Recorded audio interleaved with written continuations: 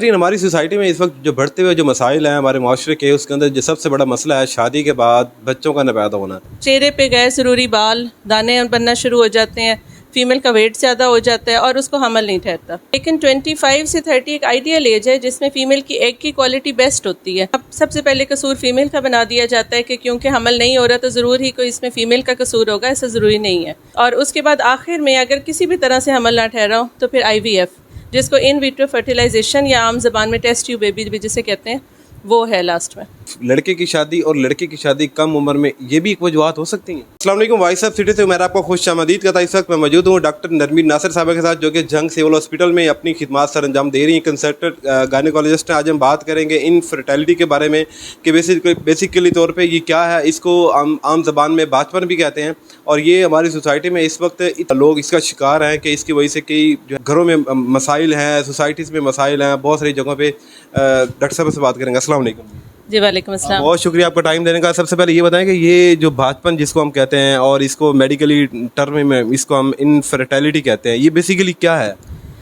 Infertility जो है बांझपन जिसे आम ज़बान में कहा जाता है, बेसिकली ये है कि जब शादी के बाद साथ रहने के बावजूद 2 साल तक मियाँ बीवी मतलब हमल ना हो तो उसमें हम इसे कहते हैं कि इनफर्टिलिटी है ये।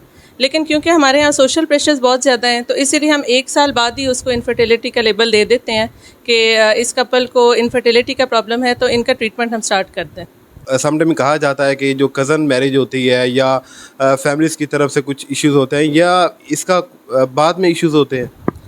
अच्छा, ये है कि इनफर्टिलिटी अब ज़ाहिर है इसके जो कॉज है ना वो ढूंढना बहुत ज़रूरी है। वो सिर्फ ये नहीं है कि जी हमल नहीं हुआ, लेकिन हमने वजह ये देखनी है कि क्यों नहीं हुआ। 2 मेन रीज़न है कि या हस्बैंड में प्रॉब्लम है या वाइफ में प्रॉब्लम है। तो हस्बैंड का जो है एक ही टेस्ट होता है जिसे सीमेन एनालिसिस कहा जाता है। हम सबसे पहले स्ट्रेस करते हैं कि पहले वो टेस्ट करा लें, उसके बाद फीमेल के टेस्ट का एक लंबा सिलसिला चलता है।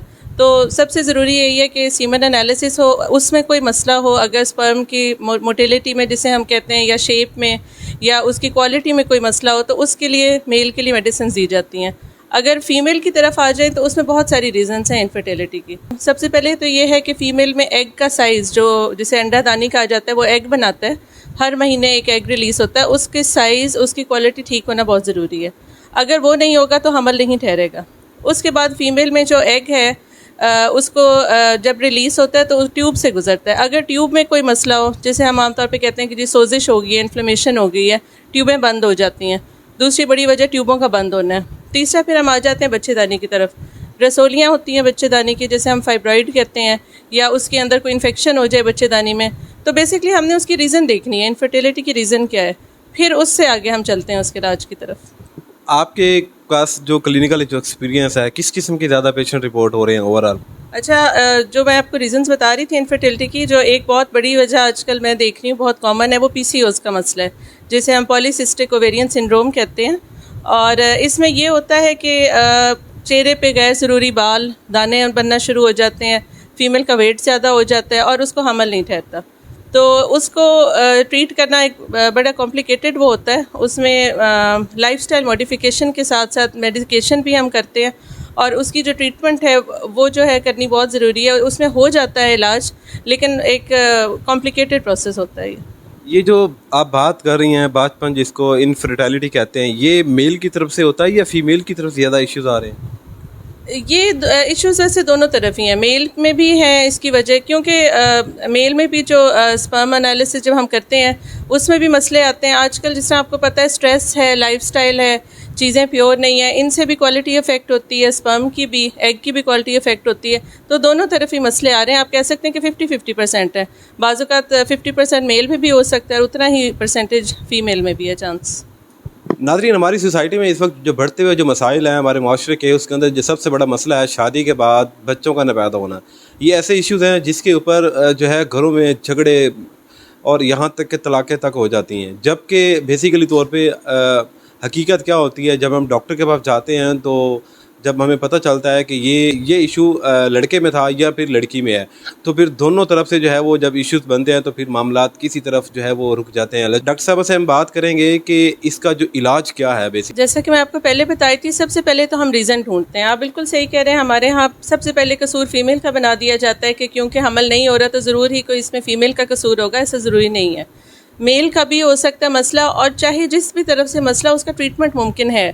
तो सबसे पहले तो आप अपने डॉक्टर के पास जाएं, आप उसकी रीज़न तलाश करें। एक दफ़ा जब आपको उसकी रीज़न एग्जैक्ट पता लग जाए तो उसके मुताबिक हम उसकी ट्रीटमेंट कर सकते हैं। उसमें मेडिकल ट्रीटमेंट की तरफ मैं सबसे पहले आती हूँ। अगर एग का मसला है, जिस तरह मैं आपको बताई थी फीमेल की एग की क्वालिटी में मसला है, तो उसमें हम इंजेक्शंस लगाते हैं मुख्तलिफ, जिसको हम ओव्यूलेशन इंडक्शन थेरेपी भी कहते हैं। उससे फ़ीमेल की एग की क्वालिटी बेहतर होती है और हमल के चांसेस बढ़ जाते हैं। उसके बाद अगर उसमें मेडिकेशन से नहीं हो रही प्रेगनेंसी, तो फिर हम आगे बढ़ते हैं IUI की तरफ। IUI इंट्रा यूट्राइन इंसेमिनेशन जिसे कहा जाता है, ये आजकल इसका बहुत ज़्यादा है और बहुत पेशेंट्स आते हैं, कहते हैं कि हमारा IUI ट्रीटमेंट करें। तो उससे भी प्रेगनेंसी होने के चांसेस काफ़ी बढ़ जाते हैं। 100% तो खैर उसमें नहीं है, लेकिन IUI एक अच्छा तरीक़ाकार है इलाज का। और उसके बाद आखिर में अगर किसी भी तरह से हमल ना ठहरा हो तो फिर IVF, जिसको इन विट्रो फर्टिलाइजेशन या आम ज़बान में टेस्ट ट्यूब बेबी भी जिसे कहते हैं, वो है लास्ट में। सोसाइटी के अंदर इस वक्त बाजपान का जो बीमारी है बढ़ती जा रही है, लेकिन इसका ताल्लुक क्या आप लड़के की शादी और लड़के की शादी कम उम्र में, ये भी एक वजूहत हो सकती हैं?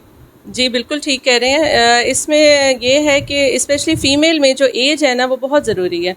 जितनी यंग एज होगी फ़ीमेल की, मैं ये नहीं कह रही बहुत यंग एज में शादी करें, लेकिन 25 से 30 एक आइडियल एज है जिसमें फ़ीमेल की एग की क्वालिटी बेस्ट होती है। और उस एज में बच्चे होना, उससे ना सिर्फ बच्चों में जिनियाती नुकूस नहीं होते, उनमें मतलब और भी कोई मसला नहीं होता और हमल भी जल्दी हो जाता है। तो एज एक वाकई बहुत अहम फैक्टर है, फ़ीमेल्स में ही नहीं मेल्स में भी।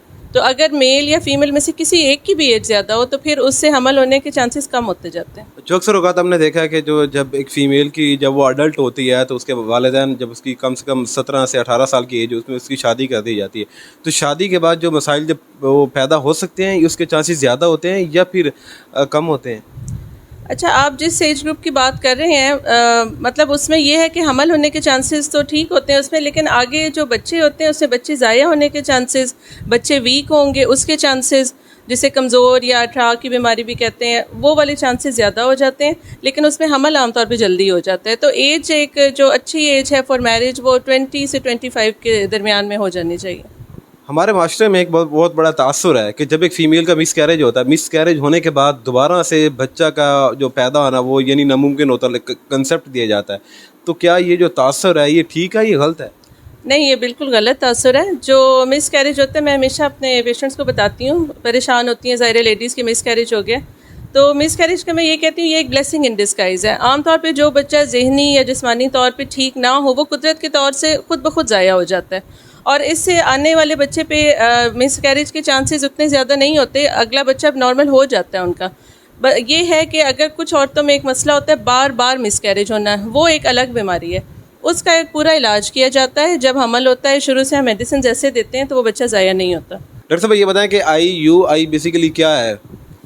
IUI जो है ये एक नया तरीका इलाज है इनफर्टिलिटी का। इसकी ये एब्रीविएशन है इंट्रा यूट्राइन इंसेमिनेशन की। इसमें हम करते ये हैं कि मेल का जो हस्बैंड है उसका सीमेन लेते हैं और उसको एक बारीक ट्यूब के ज़रिए फ़ीमेल में बच्चेदानी में डायरेक्ट इंजेक्ट कर देते हैं। लेकिन उसको इंजेक्ट करने से पहले कुछ उसकी वॉशिंग्स, कुछ उसमें एजेंट्स ऐसे डालते हैं जिससे हमल होने के चांसेस ज़्यादा हो जाते हैं। तो ये एक अच्छा कामयाब तरीका इलाज है, लेकिन इसमें जो कामयाबी का तनासब है वो तकरीबन 15 से 20% है, और ये जो है 3 दफ़ा किया जाता है तो फिर इसके चांसेस बढ़ जाते हैं। तो ये अब हो रहा है, यहाँ जंग में भी अल्हम्दुलिल्लाह हम कर रहे हैं। सिर्फ पहले लोग लाहौर जाते थे, बड़े शहरों में इसकी ट्रीटमेंट कराते थे, अब अल्हम्दुलिल्लाह यहाँ पे भी हो रहा है। नाज़रीन, जैसा कि आपने डॉक्टर नरमीन नासिर साहबा जो कि इस वक्त कंसल्टेंट गायनेकोलॉजिस्ट जंग सिविल हॉस्पिटल में अपनी खिदमत सर अंजाम दे रही हैं, और इन्होंने जो है बहुत बेहतरीन तरीके से डिस्क्राइब किया कि इस वक्त जो बाचपन जिसको हम कहते हैं उर्दू ज़बान में और मेडिकल टर्म में उसको हम इनफर्टिलिटी कहते हैं, इसका इलाज क्या है, ये क्यों होता है सोसाइटी में, इसके क्या नुकसानात हैं, बल्कि बहुत ज़्यादा नुकसानात हैं। तो ये तमाम तर जो मसाइल जो इन्होंने बताएं इस वक्त जो है वो हमारी सोसाइटी में हैं। अगर आप इनसे रजू करना चाहते हैं तो गोजरा रोड बल्कीस मतलूब क्लिनिक जो कि सिविल हॉस्पिटल से कुछ फासले पे है, आप इनसे रजू कर सकते हैं, रब्ता कर सकते हैं, इनसे अपॉइंटमेंट ले सकते हैं। अपने मेज़बान मरमली को दीजिए इजाज़त, इंशाल्लाह मुलाकात होगी किसी और दिन एक नई प्रोग्राम के साथ। अल्लाह निगहबान।